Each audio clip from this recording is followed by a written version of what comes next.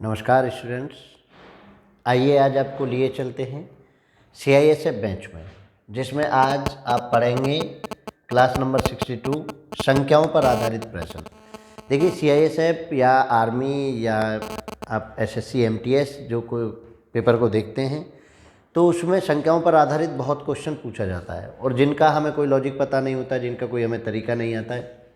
तो आज हम उन्हीं सभी क्वेश्चंस को इंक्लूड किए हुए हैं कि किस लेवल का क्वेश्चन CISF में स्पेशली पूछा जाता है। और टाइटल टैग आपको पता ही है, 75 क्लास में वर्दी हाथ में। अगर आप थिंक प्रोसेस जनरेट कर रहे होंगे और पढ़ रहे होंगे तो आपको वास्तव में 75 क्लास के बाद ये लगने लगेगा कि हाँ, हम जो है तैयार हो गए CISF के लिए। थिंक प्रोसेस जनरेट हम कर चुके हैं, प्रैक्टिस बाकी रह जाएगी और जैसे ही ये ख़त्म होंगे उसके बाद प्रैक्टिस आपको स्टार्ट करा दी जाएगी। तो चलिए आज संख्याओं पर आधारित प्रश्न को स्टार्ट करते हैं। और देखिए, आप शेयर ज़रूर कर दीजिए वीडियो को। अगर आप देख रहे हैं, आप लाभ ले रहे हैं तो उसको शेयर ज़रूर कर दीजिए आप। तो चलिए स्टार्ट करते हैं ये क्लास। पहला क्वेश्चन आज का, एक संख्या के चौथे व पाँचवें भाग का योग उसके तीसरे भाग से 28 बड़ा है। यानी कौन सा? 1/4 भाग और प्लस 1/5 का जो भाग है वो उसके तीसरे भाग से ये 28 ज़्यादा है। यानी इसके तीसरे भाग मतलब 1/3, इन दोनों का जो डिफरेंस है वो किसके बराबर है? 28 के बराबर है। क्लियर है? समझ आया मैं क्या कर रहा हूँ? यानी आप ये इसको ऐसे मत पढ़िए कि तीसरे भाग से 28 बड़ा है तो तीसरे भाग को इधर रखेंगे, प्लस 28 करेंगे तब जाके आएगा, तो वो फिर भी इधर लाएंगे तो माइनस में होगा। एक साथ अब एलसीएम ले लीजिए, 4, 5 और 3 का एलसीएम बेटा कितना होगा? 60।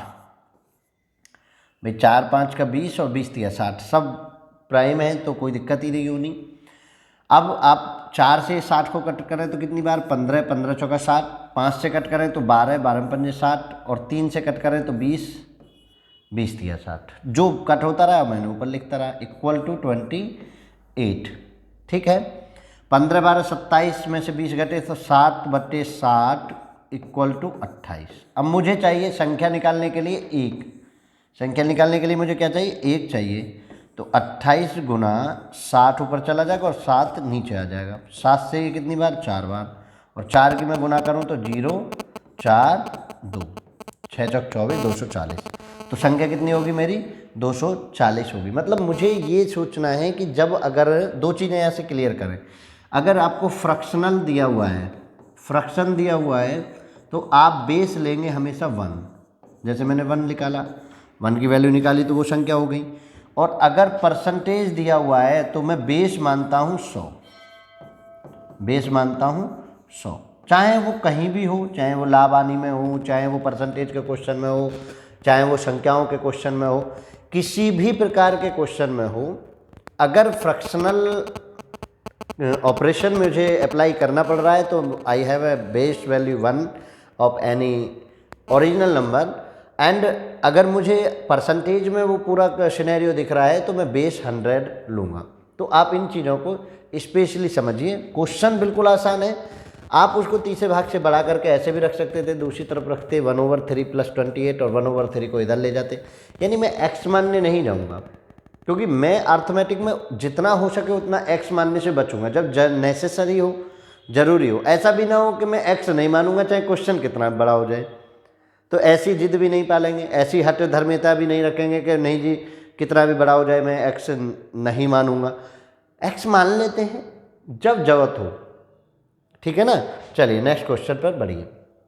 एक भिन्न के अंश में 25% की वृद्धि तथा हर में 20% की कमी करने पर प्राप्त भिन्न 5/8 है तो मूल भिन्न क्या होगी? बहुत आसान क्वेश्चन है बेटा, इतना आसान है कि आप सोच नहीं सकते। और आप अगर इसको सही तरीके से पढ़ते हैं तो कोई दिक्कत होने वाली नहीं है। देखिए 25% का मतलब क्या हुआ बेटा? 25% का मतलब हुआ 25/100 और ये कट किया एक बार और ये कट किया 4 बार।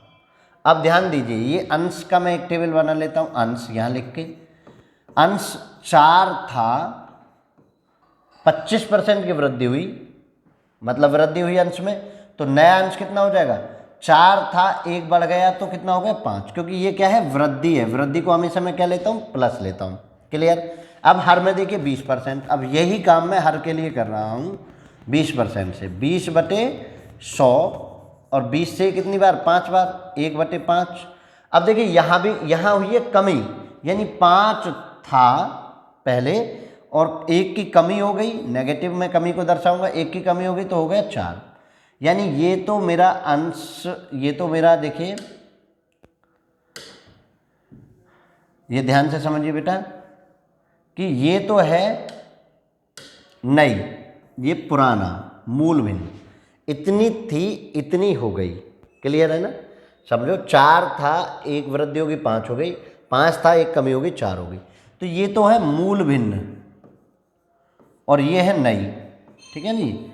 अंश बटे हर 4/5 और यहाँ 5/4। अब देखिए ऐसा करने पर जो प्राप्त भिन्न थी वो 5/8 थी, मतलब जो 5/4 है वो एक्चुअल में कितनी है 5/8। उन्होंने कहा ना, देखो 4 थी 1 की वृद्धि हुई 5 हो गई, 5 था हर 1 की कमी हुई 4 हो गया।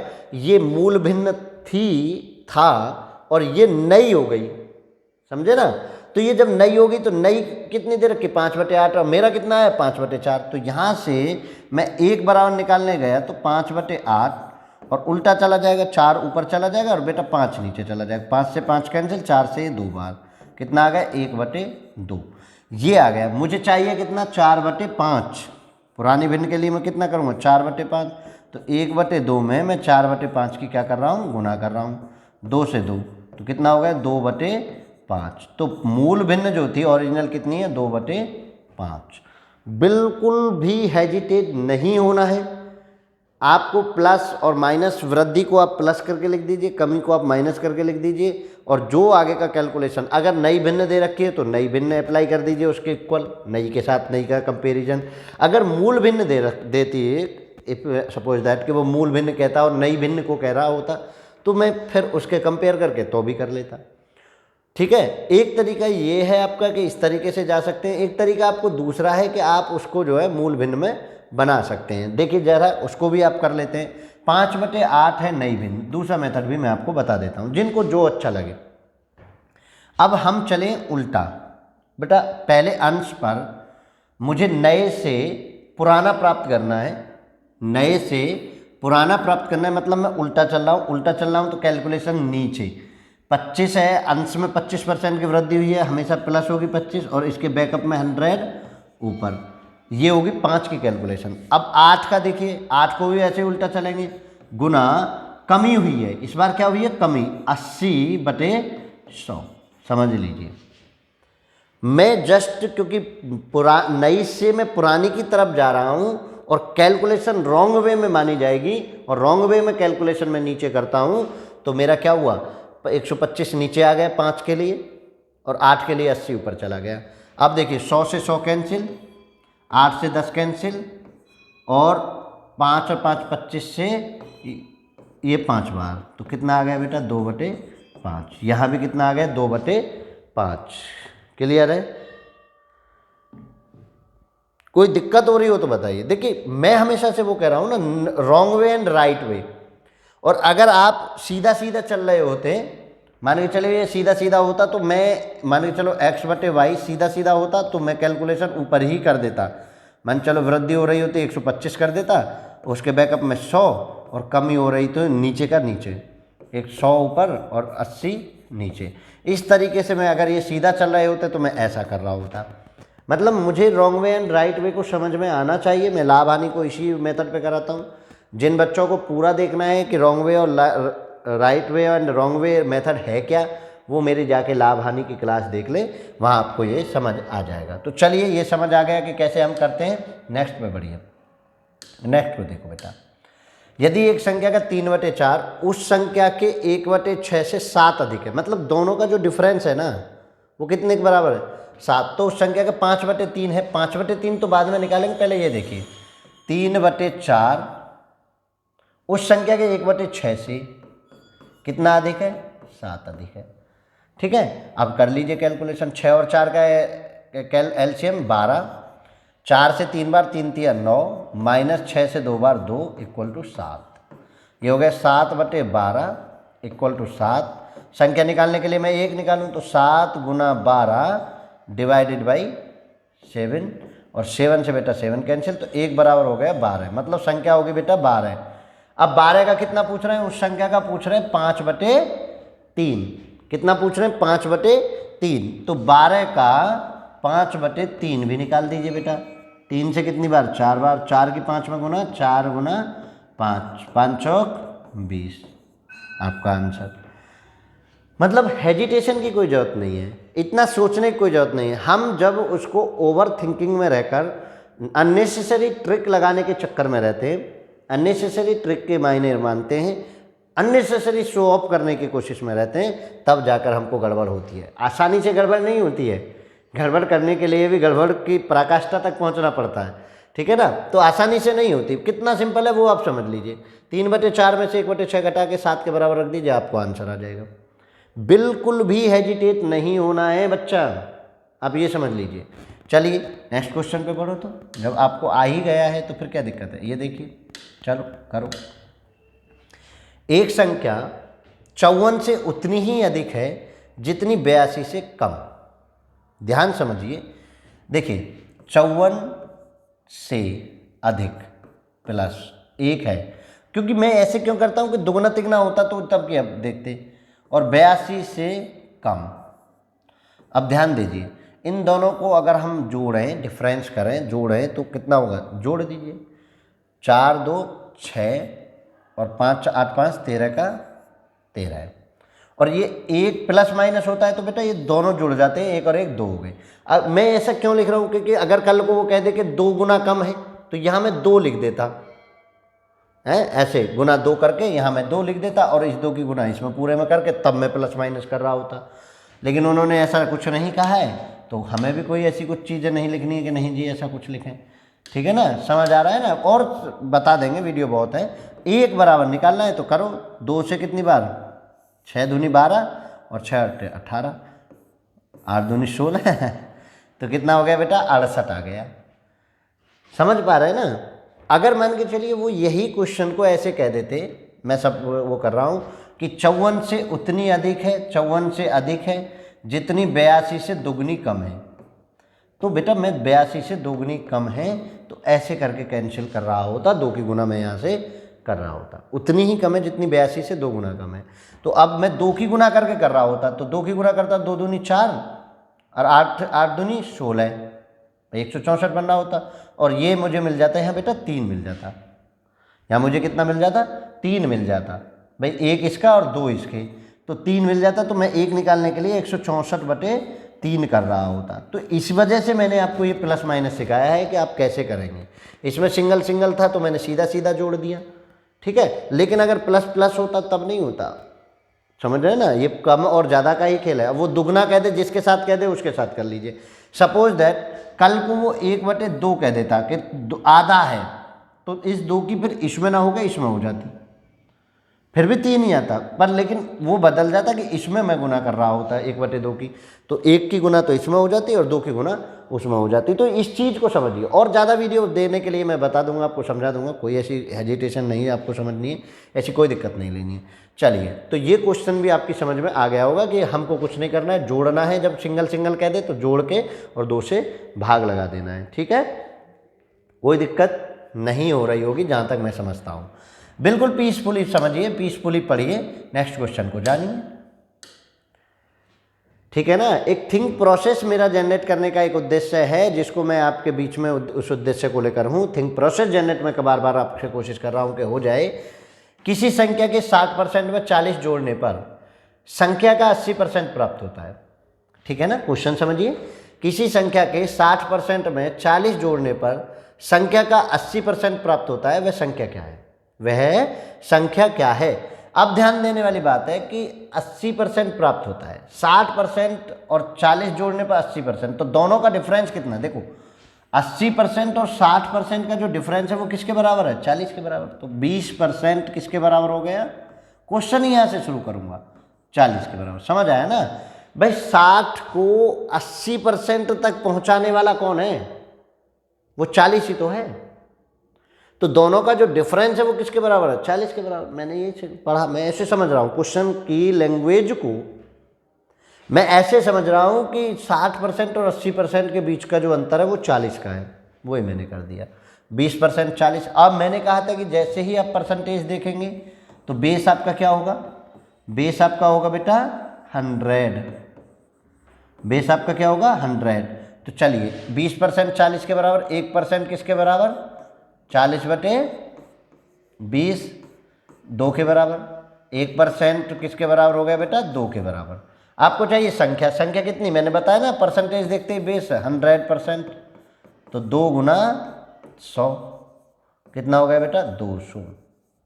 ऑप्शन में आपका नहीं है, नन। समझ आ रहा है ना।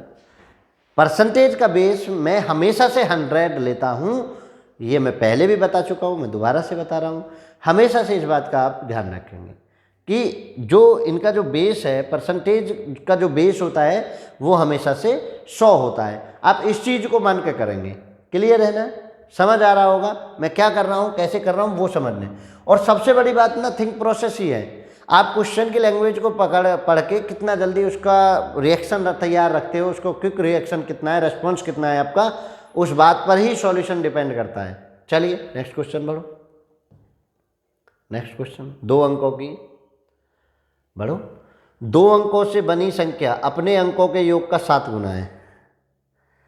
अंक पलटने पर प्राप्त संख्या मूल संख्या से 18 कम है। वह संख्या है 38 से 42 के मध्य की कोई संख्या, 42 से 48 के मध्य की कोई संख्या। आप बड़ा को उससे करते थे, 30 से 35 के मध्य की कोई संख्या, उपरोक्त में से कोई नहीं। आप इस क्वेश्चन को ना बेटा बड़ा ऑप्शन पर डिपेंड करते थे, ऐसा क्वेश्चन आएगा ऑप्शन से कर देंगे। 2 अंकों की बनी संख्या अपने अंकों के योग का 7 गुना है। देखिए 2 अंकों से मानिए, मैं 2 अंकों की बनी संख्या 10x + y मान लेता हूँ, ठीक है, और ये अंकों के 7 गुने के बराबर है, 7x इसके बराबर है। यहाँ से एक इक्वेशन बनेगी 10x प्लस, ध्यान से समझिए, y = 7x प्लस के 7y, 7x को इधर और y को इधर, 10x - 7y = 7y माइनस के y। तो यहाँ से 3, अरे ये x लिया जाएगा बेटा, ये क्या होगा x, इसको x पढ़ो, ठीक है ना, 7x। तो 3x = कितना बचेगा 6y। तो x = 6 ऐसे कर दो ना y, तो 6/3 यानी 2:1। देखिए यहाँ से समझने वाली बात यह है कि x = 2y, ऐसे भी आप लिख के समझ सकते हैं, या ये समझे कि ये 2 है तो ये 1 है, यानी आधा होगा। अब 38 से 42 के बीच की संख्या को देखिए, 38 से 1, चलिए यहाँ से आप छोड़ दीजिए, अगला देख लीजिए। अंक पलटने से प्राप्त संख्या मूल संख्या से 18 कम है। ये भी आपका क्वेश्चन, एक इक्वेशन मैं यहाँ छोड़ देता हूँ। दूसरा समझिए, अंक पलट दिए, तो अंक पलटे तो ये 10x प्लस के होगी y, ठीक है, मूल संख्या से 18 कम है। मूल संख्या कितनी थी 10x प्लस के y माइनस के 18, क्लियर है। अब देखिए इसको तो इधर उठा लो, इसको इधर उठा लो, 18 इधर प्लस में, अच्छे 10x दोनों में 10x है, यहाँ 10y प्लस के x होगा। अंक उलटने हैं ना हमें, अंक उलट दिए तो ये बना। तो देखिए 10y इधर, इसको इधर ला रहे हैं, 10x में से ये 9x माइनस के 9y, ठीक है, इनमें तो 9 ही आता है। 2 = x माइनस के y, x माइनस के y = 2 और x बराबर 2y है, तो रख दीजिए 2 = 2y माइनस के y बेटा, और y बराबर कितना आ गया 2, x बराबर 2y रख दिया, तो y बराबर हो गया 2। तो y बराबर 2, तो x बराबर कितना 2 गुना बताइए जरा 2, x बराबर हो गया 4। अब ये संख्या रखिए आप, x बराबर 4, मूल संख्या मेरी थी ये, तो 4 गुना 10 40 और 2 42, संख्या कितनी आ गई 42 आ गई आपकी। देखो फुलफिल कर रही है या नहीं कर रही। अगर x 2 है तो y आधा है। दूसरी कंडीशन y 2, देखिए x माइनस y दोनों का डिफरेंस भी। अब आ जाइए इससे, 38 से 42 के मध्य की कोई संख्या नहीं जी, 42 है। 42 से 48 के मध्य की कोई संख्या नहीं जी, वो है। 30 से 35 के मध्य की कोई संख्या नहीं जी, उपरोक्त में से कोई नहीं। आप क्वेश्चन को अगर आपने मेरिट से पढ़ना सीखा है ना बेटा, एक आध सेकंड ज़्यादा लग सकती है। ऑप्शन दिए होते तो मैं ऐसे ऐसे कंडीशनों को अप्लाई करके कर देता। अगर ऑप्शन दिए होते तो मैं कंडीशन को देख के अप्लाई कर देता, लेकिन ऑप्शन दिए नहीं है। ऑप्शन भी दिए भी हैं तो ऐसे दिए हुए हैं कि उनका कुछ पता आता नहीं है कि हम उनको कैसे कर सकते हैं, ठीक है ना। तो आप एक बार ईमानदारी से पढ़िए, आप उनको एक बार ईमानदारी से पढ़िए, तब जाके ये चीज़ें होंगी। क्लियर है? कोई दिक्कत किसी प्रकार से हो रही हो तो बताइए, नहीं तो आगे बढ़ो। ये देखो नेक्स्ट क्वेश्चन, 1/4 और 1/3 के मध्य है। बहुत आसान है, बहुत आसान है, मैं कह रहा हूँ ना बहुत आसान है। एक बार सोचना शुरू करिए, 1/3 और 1/4 के मध्य। भाई मध्य के लिए मैं करता हूँ 2 करता हूँ, मैं करता हूँ, बताइए आप। मध्य के लिए मैं किसी भी चीज़ का बीच बंटवारा करना है तो मैं क्या कर देता हूँ, उसका आधा कर देता हूँ, 1/2 कर देता हूँ। यही तो समझ में आया। तो मैंने 1/2 कर दिया इन दोनों का, इन दोनों का जोड़ के आधा करना है, मध्य तभी तो आएगा। कर दीजिए, तो कितना हो जाएगा बेटा, 12 एलसीएम और 4 + के 3 उल्टा हो जाएगा, 7/2 ये है ही, तो 7 और ये 2 घूम के इसी के पास, 12 दूनी 24, 7/24 मध्य की संख्या। कुछ नहीं सोचना, अगर मध्य की संख्या आ जाए तो मुझे दोनों को पकड़ के आधा कर देना है। जैसे आप देखिए, आपसे पूछा जाए 2 और 4 के मध्य की संख्या तो आप तुरंत बता देते हैं 3। 3 कैसे निकाली, 4 और 2 6 को आधा कर दिया। आपसे पूछे 10 और 30 के बीच की संख्या तो क्या करेंगे आप, 10 और 30 के बीच की संख्या, 10 30 30 40, 40 का आधा 20। यही तो प्रोसीजर अप्लाई करते हैं। तो फिर इसमें ऐसा क्या था जो आप सोचने में घबरा गए, ये सोचने लगे कि मध्य एक परिमेय संख्या कैसे होगी। और अगर ये पूछा जाए कि इनके मध्य में कितनी परिमेय संख्या होंगी तो नंबर ऑफ इन्फिनिटी परिमेय संख्या होती है। किन्हीं दो नंबर्स के बीच में नंबर ऑफ इन्फिनिटी परिमेय संख्याएं होती हैं। नंबर ऑफ इन्फिनिटी अनंत, दो संख्याओं के बीच में कितनी परिमेय और अपरिमेय संख्याएं होती हैं, अनंत परिमेय संख्याएं होती हैं, अनंत ही अपरिमेय संख्याएं होती हैं, इन्फिनिटी। तो लेकिन मध्य की पूछ लें तो मध्य की एक निकालनी है आपको। समझ आ रहा है या कोई दिक्कत? चलिए नेक्स्ट क्वेश्चन पे बढ़ो। ये देखिए, 50 और 100 के बीच अभाज्य संख्याओं की संख्या कितनी है? या तो अब देखिए, इस तरह के क्वेश्चन को करते समय आप बहुत लंबा नहीं पढ़ें। मैंने कहा था कि एक बकेट में आप एक बकेट में कितने के यूज करें कि 4 उनको चेक करते चलें, 1 वाले को, 3 वाले को, 7 वाले को और 9 वाले को। ठीक है, तो चलिए मैं 51 को चेक करूं तो 51 कट रहा है, 53 को चेक करूं नहीं कट रहा 53, 57 को चेक करूं कट रहा है 59, 60 के बीच में आया था 61 और 67। ठीक, 70 के बीच में आया तो 71, 73, 79 और 80 से 90 के बीच में आया तो 83 और 89। ठीक है, 90 से इसके बीच में आया तो एक मात्र 97। अब काउंट करो, 1 2 3 4 5 6 7 8 9 10, 10 संख्या। और वैसे भी आप इसको ऐसे याद करें, 1 से 50 तक अभाज्य संख्या, 1 से 50 तक अभाज्य संख्याओं की संख्या बराबर 15। 50 से 100 तक अभाज्य संख्याओं की संख्या, अभाज्य संख्याओं की संख्या 10। अब देखिए दोनों हो गए 1 से 100 तक की। अब इन दोनों को जोड़ दो, 1 से 100 तक अभाज्य संख्याएं, 1 से 100 तक अभाज्य संख्याएं बराबर कितना होगा, 10 15 25। तो ये कुछ मेमोरेबल पॉइंट होते हैं कि जिनको आपको याद कर लेना चाहिए। 1 से 50 तक अभाज्य संख्या कितनी, 15। 50 से 100 तक की अभाज्य संख्या कितनी, 10। तो 1 से 100 तक की अभाज्य संख्याओं की संख्या 25। आप इस तरह से अगर चीज़ों को मेमोराइज करें, कुछ नोट करते चलें, कुछ अपने थिंक प्रोसेस बनाते चलें, तो आपको इस तरह के उसमें बचने की संभावना है और बहुत आसानी से आप कर पाते हैं। इन केस के आपको याद भी नहीं रहे तो आप केवल एक बकेट में जिनका यूनिट डिजिट 1 3 7 और 9 है, इन 4 ही संख्याओं पर विचार करें। 5 वाले पर विचार करने ना जाए बेटा, एकमात्र 5 वाली संख्या सिर्फ 5 है। इसके अतिरिक्त जितनी भी संख्याएं आएंगी वो सब भाज्य संख्याएं होंगी, अभाज्य कोई नहीं बनेगी, सब भाज्य संख्याएं होंगी। क्लियर है ना? तो कोई दिक्कत नहीं। तो आप इस चीज को समझिए जरा, आप इस चीज को समझिए ज़रा कि आपको किस हिसाब से किस तरीके से ये चीज़ें करनी है। ठीक है, क्लियर है, कोई दिक्कत नहीं। तो आपको ये चीज़ें समझनी पड़ेंगी कि हमको कैसे करना है, कैसे करना है, ये चीज़ें हमको समझनी होंगी। तो आप इस चीज़ को समझिए कि 1 3 7 9 के बीच की संख्याओं को हमें चेक करना है, कोई इससे ज़्यादा दिक्कत है ही नहीं। चलिए आगे बढ़िए, नेक्स्ट क्वेश्चन ये देखिए। क्वेश्चन कह रहा है कि 42 की पावर 2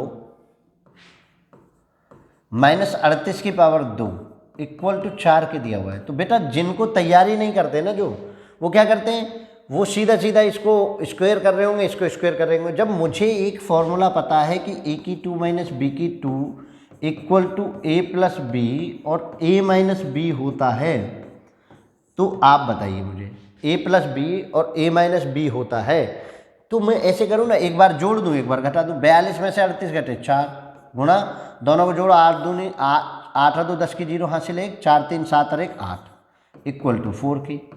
तो 4 से 4 कैंसिल, तो k इक्वल टू कितना हो गया, 80 हो गया। मुझे ये 1 सेकंड का क्वेश्चन है, मुझे इतना सोचना नहीं पड़ेगा। अगर मैंने इसको सही तरीके में एब्जॉर्व किया होगा, सही मायनों में सही तरीके से मैंने इसको किया होगा, तो मुझे कोई दिक्कत है नहीं। दिक्कतें तब आती हैं जब मैं पल पल क्वेश्चंस के फॉर्मूले को भूलता हूँ, जब मैं उनको सही मायने में नहीं पढ़ता हूँ, मैं कोई और ट्रिक खोजने की कगार में रहता हूँ और कुछ ट्रिक लगाने की कोशिश में रहता हूँ, तब मेरा होता है गलत। वरना a की 2 माइनस बी की 2 देखते ही आप a प्लस बी और a माइनस बी बचपन से पढ़ते आए हैं, उसको आप चेक कर लीजिए। चलिए next question, a plus B divided by C, B plus C बटे a इतने बराबर k हो तो k का मान बताइए। देखिए ये क्वेश्चन बड़ा सिंपल है, ठीक है। Equal to B plus C बटे A equal to C plus A बटे बी इक्वल टू के। देखिए यहाँ से A plus B equal to मैं सी के लिख दूँ, यहाँ से B plus C equal to मैं ए के लिख दूँ, और यहाँ से C plus A equal to मैं बी के लिख दूँ। अगर मैं इनको जोड़ दूँ बेटा तो 2a प्लस बी प्लस सी, 2 2 हो गए ना सब, a देखो 2, b देखो 2, c देखो 2, और यहाँ से मैं a प्लस के b प्लस के c कॉमन वो करके k कॉमन हो जाएगा, इससे ये कैंसिल आउट, तो 2 इक्वल टू क्या हो गया, k हो गया। इस तरह के क्वेश्चन में अननेसेसरी मेथड खोजने की आवश्यकता क्या है, आप k की वैल्यू निकाल लें। दो आप इस तरह के क्वेश्चन में कंपेयर कर लें, तुरंत सिंगल सिंगल कंपेयर कर लें, k के साथ कंपेयर कर लें, तो आपको कोई दिक्कत होने वाली नहीं है, ठीक है ना। तो 2 से आप इधर से कैलकुलेट कर दें, कोई ऐसी कोई दिक्कत नहीं है। समझ में आई या नहीं आ रही हो तो कोई दिक्कत हो तो बताइए मुझे। बिल्कुल आसान तरीके से हो रहा है, बिल्कुल एक एक पॉइंट को समझकर आपको काम करना पड़ेगा, ऐसे नहीं भाई। अब इसको आप अननेसेसरी हार्ड बनाएं, इसको अननेसेसरी हार्ड बनाएं तो ऐसे नहीं होगा। अननेसेसरी हार्ड नहीं बना सकते हम, बिल्कुल। अगर के सामने दिया हुआ है, नहीं भी दिया हुआ है तो के वो कर लीजिए। वैसे इसमें तो के की वैल्यू पूछी है तो इसलिए हमें कुछ नहीं करना। तो इस तरीके से अब बहुत से लोग कहते हैं अरे +1 कर लो, +1 कर लो, +1 कर लो। भैया फिर भी तो वही बना, a plus B plus C बटे नीचे बन जाएगा a प्लस बी प्लस सी खुद बन जाएगा, तो फिर भी मुझे वही काम करनी। +1 करूँगा तो इधर भी +1 आएगा, वो k +1 आएगा कॉमन, और फिर मुझे उसे मैं 3 में से घटाना पड़ेगा। क्यों करने जाऊँ मैं ऐसा कुछ, ठीक है ना। तो मैं इस चीज़ को सोचूं तो आसान हो जाएगा। चलिए नेक्स्ट क्वेश्चन और देखते हैं। ये देखिए नेक्स्ट क्वेश्चन क्या कह रहा है, यदि x+1 का व्युत्क्रम x-1 है तो x का मान बताइए जब x 1 नहीं है। कितना आसान है, x+1 का जो व्युत्क्रम है वो x-1 है, ये तो कह रहे हैं x+1 का व्युत्क्रम x-1 है। देखो 1/x-1 हो गया, तो ये x प्लस के 1 और x माइनस के 1 इक्वल टू 1 हो गया। तो यहाँ से x² माइनस के 1 इक्वल टू 1 और x² इक्वल टू 2, तो x इक्वल टू कितना हो जाएगा, √2, x इक्वल टू √2। बस बिल्कुल सिंपल सोचना है। व्युत्क्रम का मतलब होता है 1/, कर देना। मैंने वही 1/, कर दिया है, तो मुझे कोई दिक्कत होने वाली नहीं है। बताइए जरा, व्युत्क्रम का मतलब तो यही होता है ना। चलिए आगे ये देखिए अगला क्वेश्चन, 100 और 1000 के बीच किसी संख्या में से उसके अंकों का योगफल घटा देने से प्राप्त संख्या सदैव विभाजित होगी। 100 और 1000 के बीच किसी संख्या में से, तो उसके अंकों से प्राप्त संख्या को सदैव, देखिए इस तरह के क्वेश्चन में वैसे तो मैं आपको बता देता हूँ 11, 9 और 3 का ही प्रादुर्भाव होता है, 6, 5 और 12 नहीं बनेगा, लेकिन फिर भी 100 और 1000 के बीच की संख्या मतलब 3 डिजिट संख्या है, तो 100x plus 10y plus z equal to किसी संख्या में से उसके अंकों का योगफल घटा देने पर, अंकों का योगफल क्या होगा, अंकों का योगफल क्या होगा, x प्लस, यही तो होगा अंकों का योगफल।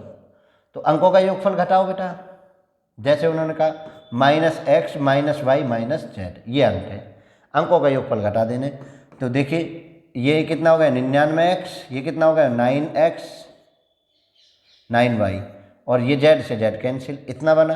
तो इसको मैं क्या कॉमन ले लूँ 9, तो कितना बचा बेटा 11x माइनस के y, तो 9 से कट रहा है, ये इसके फैक्टर की तो हम बात नहीं कर सकते क्योंकि वेरिएबल है, लेकिन यहाँ से कर रहे हैं 9 से कटेगा, 9 से कटेगा तो 3 से भी कटेगा, तो इसका ऑप्शन कौन सा आ गया 3 से हमेशा कटेगा।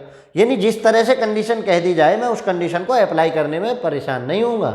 आगे बढ़ो। 3 संख्याओं के किन्हीं 3 सतत प्राकृतिक संख्याओं के गुणनफल को पूरा विभाजित करने वाली बड़ी से बड़ी संख्या क्या होगी। देखो 1 2 3 क्रमागत ले लो, 3 दूनी 6 वो बड़ी से बड़ी संख्या होगी जो हमेशा से सतत प्राकृत संख्याओं के गुणनफल को विभाजित करेगी। क्रमागत है तो 1 से स्टार्ट करेंगे ना। ऐसे जब प्राकृत कह दिया जाए बेटा, प्राकृतिक कहते ही आप स्टार्ट विद 1, आपको स्टार्ट कहाँ से करनी है 1 से, स्टार्ट बाई 1 से स्टार्ट कर दीजिए, आपको कभी कोई गलती नहीं होगी। चलो आगे बढ़ो। 2 अंकों की संख्या, अच्छा चलिए चलो बेटा करो।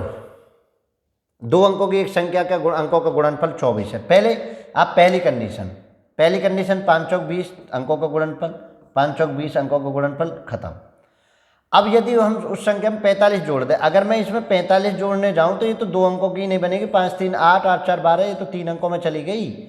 नई संख्या यह होती है जिसमें अंकों का अदला बदली होगी, तो अदला बदली कौन हो रही है, इसमें 45 जोड़े 8 5 3 और 8, देखो अदला बदली होगी, यही आंसर है।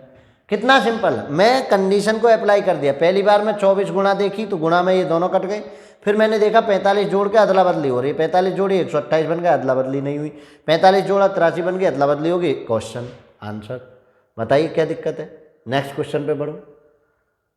एक संख्या अपने व्यतक्रम का 3 गुने से 26/3 है। अब एक संख्या अपने व्यतक्रम के 3 गुने से 26/3 हुआ है। अब ये मानना है कि भाई जो संख्या है वो खुद से और व्यतक्रम से इतने गुना है, 26/3 अधिक है। तो मैं x भी मान सकता हूँ, नहीं भी मानना चाहते आप मत मानिए, 1 माइनस इसका पर x मान लीजिए। क्यों मान लें, क्योंकि व्यतक्रम है और व्यतक्रम में हम खाली नहीं मान सकते। तो चलिए x माइनस व्यतक्रम के 3 गुने से, व्यतक्रम के 3 गुना 3/x से 26/3 अधिक, मतलब दोनों का जो अंतर है वो 26/3 का है। कर लीजिए कैलकुलेशन। अब इसमें आप क्या करें कि यहाँ से वैल्यू उठा के रखते रहें, वैल्यू उठा के रखते रहें, जो इस तरह की कंडीशन को फुलफिल करेगा वह संख्या बन जाएगी। देखो जरा कौन सी ऐसी संख्या है कि जो इस तरह की फुलफिल को वो करेगी। एक संख्या अपने व्यतक्रम के 3 गुने से 26/3 अधिक है। x संख्या है अपने व्यतक्रम के 3 गुने से 3/x इतने। अब नीचे 3 बचना चाहिए, यहाँ नीचे 3 बचना चाहिए, 3 ऊपर 3 है, नीचे 3 बचना चाहिए। तो क्या 10 बचा देगा, क्या 11 बचा देगा, क्या 8 बचा देगा, नहीं 3 9 बचाएगा। 9 ही आंसर रख दीजिए। 9 माइनस 3/9, 9 3 27, 26/3। देखिए सेटिस्फाइड बाई 9। आप समझिए तो सही उस चीज़ को, बस आप लैंग्वेज को समझ लें, लैंग्वेज को समझ लेंगे तो आपने सब कुछ समझ लिए, ये मान लीजिए। नेक्स्ट क्वेश्चन करिए। चलिए, एक संख्या का 2 गुना, संख्या का 2 गुना और उसके व्यतक्रम का 3 गुना, उसके व्यतक्रम का 3 गुना का योग 25/3 है। रख दीजिए ऑप्शन से 25/3। यहाँ भी क्या आपको चाहिए, 3 बनाने वाली चाहिए, नीचे 3 बनाने वाली, 3 बनाने वाली रखिए। कौन रखोगे, 7 को रखूँ क्या बनेगा, 7 बन जाएगा नीचे। 6 को रख लीजिए, 6 में पॉसिबिलिटीज है 1/2, लेकिन वहाँ भी 1/2 कट जाएगी 3 से। का 3 गुने का योग 25/3 है, वह संख्या क्या होगी, कर दीजिए। 5 रख लें, 5 दूनी 10, 3/5। हाँ, यहाँ बनाओ। आप यहाँ से उठा उठा के रखते रहिए, यहाँ से उठा उठा के रखते रहिए, नहीं तो आप देखिए ऐसे भी कर लीजिए, x 2x² प्लस के 3 इक्वल टू 25/3। क्रॉस मल्टीप्लाई करेंगे, 3 दूनी 6x², 3 तिया 9 माइनस के 25x इक्वल टू 0।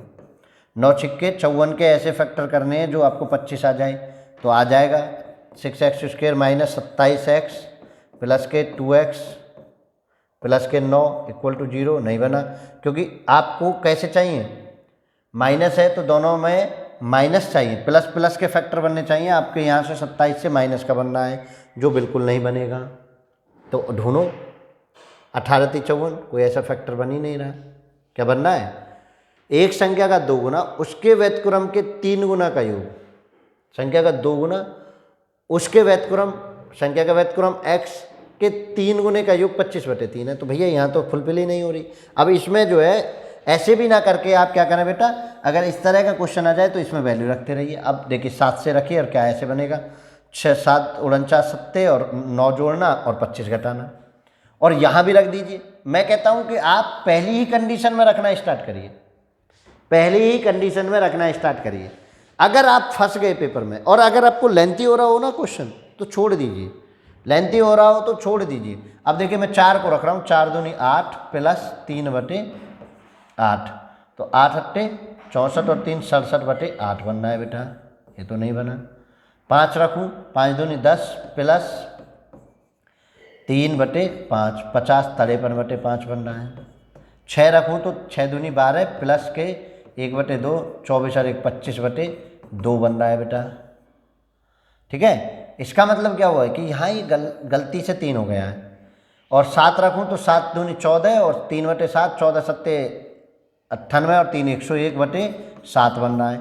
मतलब ये जो है ना, ये संख्या गलत है। यहाँ 25/3 की बजाय क्या होगा, 25/2 होगा, समझ लीजिए। और 25/2 होने पर कौन आएगा, 5 आएगा, 6 आपका आंसर होगा। आप गलत और सही भी बता सकते हैं, इस बात का आप ध्यान रखेंगे। चलिए नेक्स्ट क्वेश्चन, आपकी क्लास ओवर हो गई है।